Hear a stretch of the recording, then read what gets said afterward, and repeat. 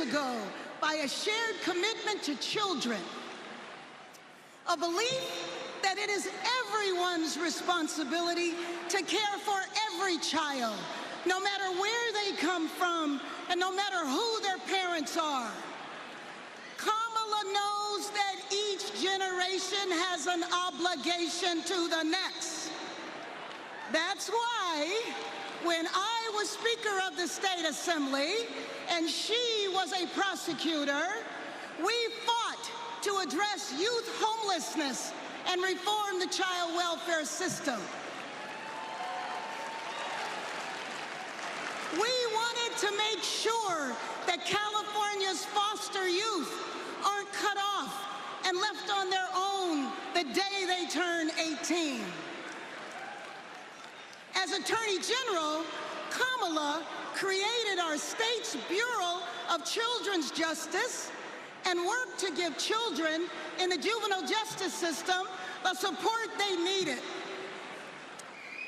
And when I asked her to swear me in, the first woman vice president, swearing in the first woman mayor of Los Angeles,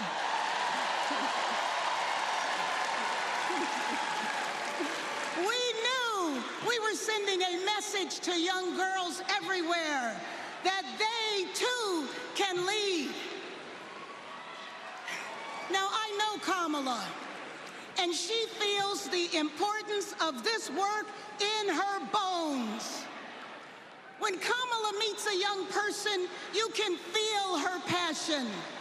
You can feel her heart, and you can feel her fearlessness. That is what defines a commitment to children, being willing to fight fiercely for every child. And trust me, Kamala has done that her entire life. So this November, we're gonna fight to elect Kamala Harris as the next president of these United States. LA Mayor Karen Bass. At one point, Bass and Harris were both finalists to be the vice president to Joe Biden. Harris was picked, but she ended up campaigning pretty hard for Karen Bass in the final days of her mayoral campaign, was with her on Election Day. I was with both of them, and now Bass is here for Harris in her big moment as well.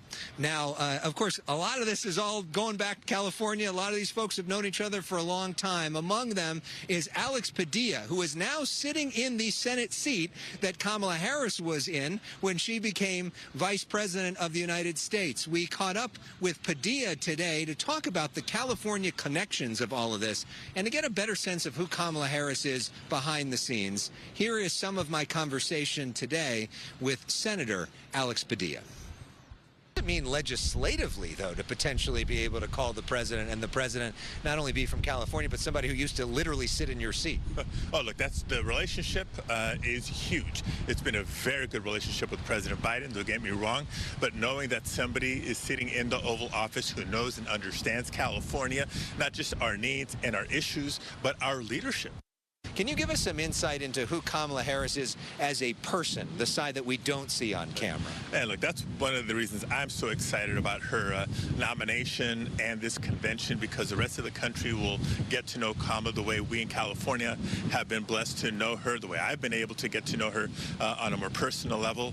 On Thursday, I'll talk about the first time she met my father and respectfully called him Mr. Padilla before giving him a big hug, and how he's always telling me, make sure to say hi to Kamala, because he knows that she's a friend that is fighting for working families like ours. I remember the day that she sent a stuffed animal giraffe after the birth of our son Diego. So yes, there's Kamala the politician, there's Kamala the policymaker, the fearless leader that we've seen, but there's definitely a human side, a soft side, a caring side. If you had to pick one word to describe Kamala Harris and one word to describe Donald Trump. So let's start with Kamala Harris. What's one word? Friend. Friend to me, friend of the people. Donald Trump, one word. Danger. Can't take that risk. When we join you again at 5:30, some of my conversation today with California's other U.S. Senator, LaFonza Butler, plus the former Speaker of the House, the chair of the California Democratic Party, and the chair of the Democratic caucus in the House.